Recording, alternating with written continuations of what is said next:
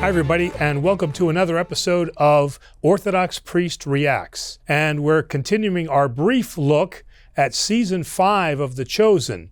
And today we're going to look at episodes 2 through 5. So let's get right into it. Overall, I've got to say my commentary is very similar to previous regarding the apostles. I thought that The Chosen does an excellent job of portraying the humanity of the apostles, their misunderstandings, their zeal, the way that you see Peter reacting, where you see his temper, where you see doubting Thomas, the Apostle Thomas, and you see his struggles.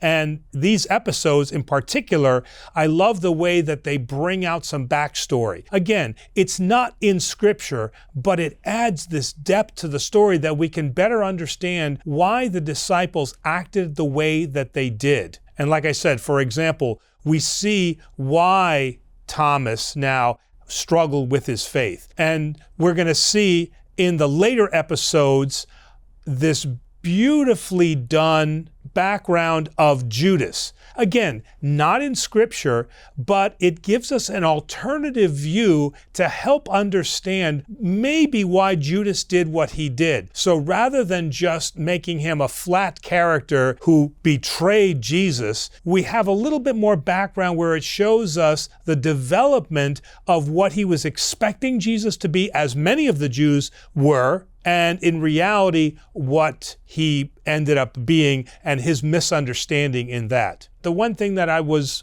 overall not necessarily strong on was I think they portrayed too much of Jesus's humanity. We saw a lot of emotion in the disciples, but we saw, I think, a little bit too much emotion in Jesus. A lot of crying and a lot of sentiment there. And here we have in Scripture somebody who was not tempted and was in control of his emotions. And to see that, I think it took a little bit away from the fact that he is equally divine as he is human. So that'd be my commentary representing the portrayal of Jesus. In episodes 2 and 3, what we have is the turning over the tables. That was the episode House of Cards.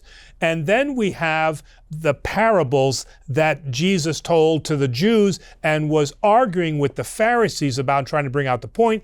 And this one was entitled The Woes. That was episode 3. So in the House of Cards, where he's turning over the tables, I think that was done excellently. It did not show correctly, at least according to Orthodox faith, that he did not whip the people. So the whip was used more for attention. I think a little bit of what might have been lost was in the desire to show his zeal for turning the temple, his father's house, into this den of thieves. The focus was more on that and not so much on the fact that he was trying to show a lesson to the disciples. And it showed the disciples kind of running in from all different directions. What's going on? Which I don't know if that jives, because the disciples came into Jerusalem all together with Jesus. So I think they would have already been there. Again, minor point, but just wanted to bring that out. And then in episode 3, which was the Woes,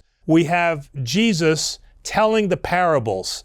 The parable of the talents, the parable of the king who sent his son into the vineyard, and then the son was killed. And he's talking to both the Jews and he's talking to the Pharisees. All of that is in Scripture, and I think that was very well done. So what I didn't necessarily agree with was the more theatrical presentation of the apostles acting it out as Jesus was relating the parable. Again, that's not in Scripture, so I'm not quite sure what that added to the overall episode and to the forcefulness, which was him speaking to the Pharisees and getting them to, or trying to get them to understand how they had failed the Jewish people. So I guess you could say that the apostles acting it out added both the theatrical and the visual element, because I guess what else could they have done? I mean, if you're just listening to Jesus tell the parable, it wouldn't have been that exciting. And maybe cutting away to some kind of dream sequence where we see it being played out, again, takes away from the moment.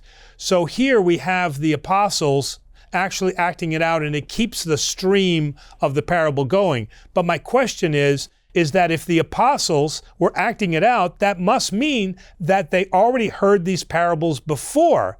And it doesn't seem in Scripture that they had heard these before, that this was also the first time they were hearing this too. So that's an assumption that the Chosen is making. Again, not a terrible leap here, but it certainly is taking license with Scripture. Now, in episodes 4 and 5 of season 5, we have the same coin, episode 4, and then we have Because of Me, episode 5. And here we have Jesus kind of receding in the plot line, and now we see this debate with Caiaphas.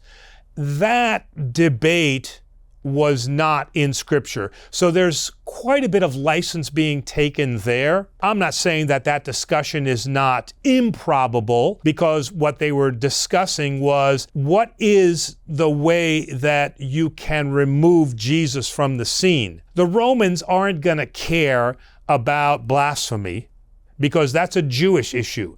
So they have this discussion about, well, what is going to get the Romans excited? And so they come up with treason. So that whole discussion, I think, is very, very plausible. And then also we have, as I mentioned earlier, we have this wonderful backstory that is emerging with Judas about why he betrayed Christ, and that betrayal kind of centers around the fact that he was expecting Jesus to be something, king, to remove the Romans, and it turned out that he was not an earthly king, and according to Judas, spent a little bit too much time talking about the kingdom of heaven and not what is current there. So in those episodes, we have that development of Caiaphas, we have a little bit of Pilate, and then we have Judas.